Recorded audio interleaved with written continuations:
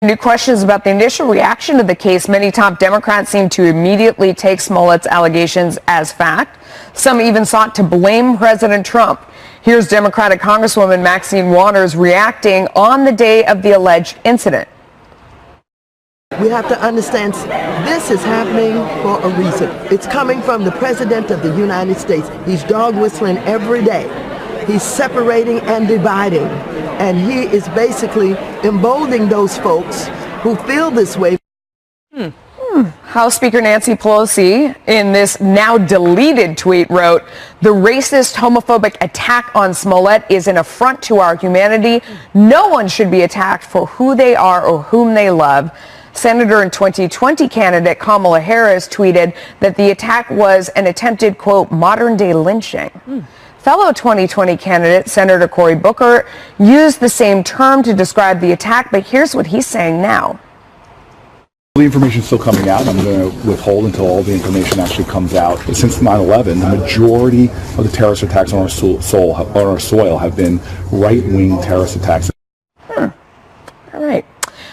Chris, the jumping to conclusions. I mean, you take someone at their word when they say that they've been a victim of a crime. That seems logical enough. But to then go to that next extent, where you're blaming the president, I don't know, your thoughts on sort of like the hyper pile-on. Well, what blew me away about this attack was that it didn't really seem very believable. To begin with, I mean, if you hear it, and it shows you the frame of mind that a lot of these folks are in the media and in politics, that they actually think that it seems likely that there are bands of white rednecks roaming Chicago at 2 a.m. with nooses and bleach yelling, "This is MAGA country," and attacking random people. That would be an incredibly hokey kind of television show.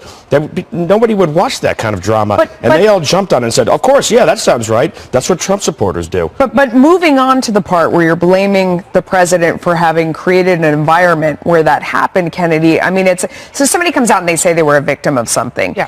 I mean, to come out and make a statement, at first you're going to believe them and look into it and that sort of thing and treat them with respect out of the gate no matter what. And you don't blame anyone for doing that in this case, for sure.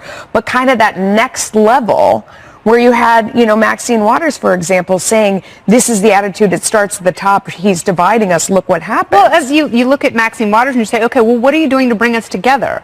What are you doing to bridge the divide? Because there is a divide in this country, and there's real racism. But when something like this happens, it's absolutely true. It diminishes the claims of other people who come forward and people who are victims of legitimate, horrific acts and intentions. But you have to go back to the beginning and say, what motivated, if this was in fact a total fraud and he paid this pair of brothers that he met on the set of Empire to perpetrate this fake crime, what is the motivation? And it's to get people all riled up, but he didn't think a few steps down the road and that Chicago PD might actually have detectives and investigators who are going to go out and investigate his claims and take them very seriously and really start to parse them. And the other thing, and there was some talk that he was worried he was being written off of Empire and wanted to make a big splash. He says that the men who attacked him were white and clearly white, even though they were wearing face masks. And if that's the case, and these Nigerian brothers are that convincing of actors, then they should replace Jussie Smollett on the show. Carly, Chris Steyerwalt said earlier today, that the whole thing about this age that we're in is that it's so much easier to be stupid faster. On social media. Well, you have social media, you have instant reaction, people can put things out and they feel the need to dive into the divide. And I think now we're sort of getting that instant reaction on the other side where a lot of conservatives on Twitter are sort of pointing and laughing at Democrats. And I don't think it's wrong for Democratic politicians to condemn what they thought was a hate crime at the time. I just rewatched the interview that he did with Robin Roberts, and he said, you do such a disservice when you lie about things like this. He said that. Yeah. And if this turned out to be false, how the heck was anybody supposed to know? So you sort of have to let people be people and believe certain things like this. Well, so maybe it's up to the media to be more responsible. I mean, for average people are going to pile on. You have somebody like, so April Ryan, for example, tweeting this attack on Jussie Smollett as a hate crime and should be treated as such. I mean, for us, at least, we've been through the mill before and should show a little bit more restraint. And I think you're right about that, where there is a difference between a politician, somebody asking a politician for their feedback on a story, and a journalist jumping to a conclusion when it's their responsibility to report the facts. Yeah, I think picking up on what you said, and I agree that the instinct to call out something that is perceived to be evil is a good and noble instinct, right? When we all see something, the problem is, and I think what the difference here in this situation is, instead of just calling out something that was evil, people jumped to lump it directly, to direct it at President Trump. That's true. And I think that's the difference here. Is I do think when we all see evil, when we all see racism and things that are unconscionable, we should call it out. Where I think, as Chris said earlier, that you alluded to, where I think everyone needs to take a deep breath, is directly linking these things to a president or to, the Democrat Party, to whatever political party. And I think that's, the main thing that we're all learning here as it relates to the Covington case as well, or as it relates to everything that we're seeing going on in Virginia on a daily basis, with the top 3 elected officials there. You have to sort of take a deep breath and say, if this happened, it's terrible, but let's not attribute things to people that, when we don't have the facts of the case. Go ahead, and you see things that are evil in these hate crimes. You see men dragged behind trucks. You see people attacked or denied jobs or denied a place to live. What you don't see are Donald Trump supporters in red hats saying, this is MAGA country, while attacking people in the middle of the night. That would have been hokey 1930s Batman comic. I mean, it's a cartoon villain.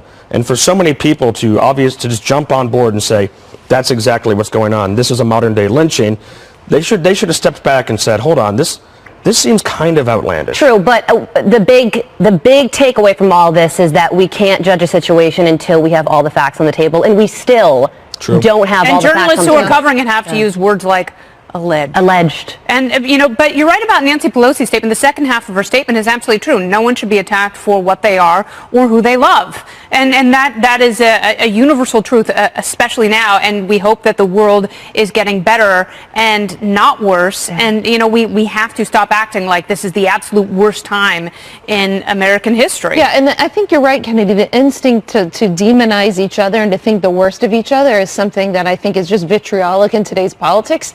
And everybody is guilty of doing it. And instead, instead of thinking the worst of people who support the president or the worst of people that support Nancy Pelosi, can we all get back to the point of remembering that we're Americans and we may have a fundamental disagreement on policy and how we get where we think America needs to be, but that doesn't mean each other are inherently evil. This is all Twitter's fault. It's all Twitter's fault. It really is. Well, I mean, I don't know. Either way, I have compassion for someone, and I know that this annoys people, but if he did make it up, I still feel really sorry for him. Because he's got it screwed. It looks like something obviously is going on. It is sad. It's sad both ways. If it's true, it's sad. If it's not true, but it boils down to the individual. Sad. It's not about groups, and it's not about being activated. It's one person who made a series. Apparently at this point we're learning a series of really bad choices. And that's what it goes back to, and it speaks to his character. And sure, we may be in a time where the political tenor is so loud and it feels so mean and unsustainable, but that still goes back to the individual and his reaction and intent. Maybe you could suppress that urge to say, see, this is exactly what I was telling you about. And then it goes to whatever larger point people were trying to make. And now you see it on the other side, like you said, that now you see on the right they're piling on and saying this is, we're going to blame the president for everything. In the end, the police will tell us what actually happened, and then we'll know. But maybe we could all. I think perpetrators in these cases where this has happened in the past tend to think that they're bringing sympathy to the larger cause, and actually when this happens, the perpetrators are actually looking for attention for themselves. I'm not saying that's what's going on here. We don't know. And they do the opposite of bringing sympathy. The police will tell us, as you said. But this is not a new phenomenon in law enforcement. The president just said that he will declare a national emergency when he signs this bill.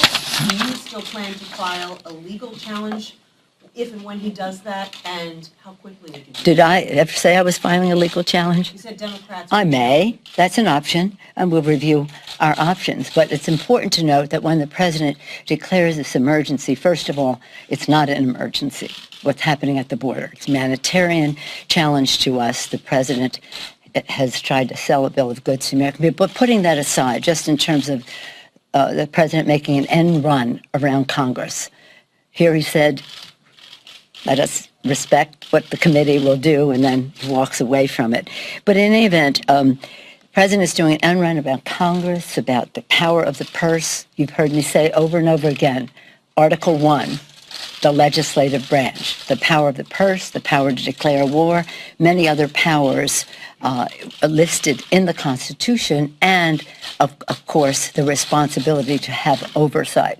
So the president is doing an end run around that. We will review our options. We'll be prepared to respond appropriately to it. I know the Republicans have some unease about it, no matter what they say, because if the president can declare an emergency on something that he has created as an emergency, an illusion that he wants to convey, just think of what a president with different values can present to the American people. You want to talk about a national emergency? Let's talk about today, the one-year anniversary of another manifestation of the epidemic of gun violence in America. That's a national emergency. Why don't you declare that emergency, Mr. President? I wish you would.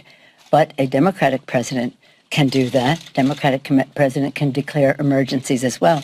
So the precedent that the president is setting here is something that should be met with great unease and dismay by the Republicans. And of course, we will respond accordingly when we review our options. First, we have to see what the president actually says.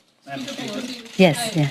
To that end, there's been some discussion of a resolution in the House that might force Republicans to go on the record and vote against this. Would that be an option? I'm saying that we are reviewing our options. We have to see what the president will say.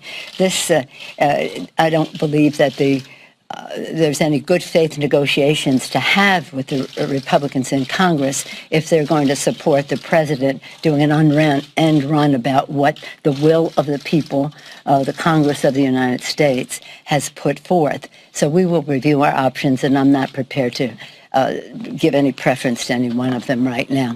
Yes, sir. Yes, on the news of the past couple of moments, that the president told the Senate Majority Leader that he would sign the bill. You must be pleased with that. But on the national emergency, does that change the vote calculus at all? Obviously, if you have the president saying he's going to sign a piece of legislation, people would say, okay, I would vote for that, but also that caveat that could potentially peel votes away. Does that have any impact? Let's just have the vote, Chad. That's very interesting, but let's just have the vote. That changes the support one way or the other. Well, it may, I don't know, it's probably had more of an influence in the United States Senate. We have the votes in the House. But it is interesting to see how the president has said to the Republican leadership in the Senate, Senator Shelby, a senior appropriator, the chairman of the Appropriations Committee there, respected leader in the United States Senate. I don't have confidence in what you did, even though the president failed to convince the American people and their representatives in Congress of his position.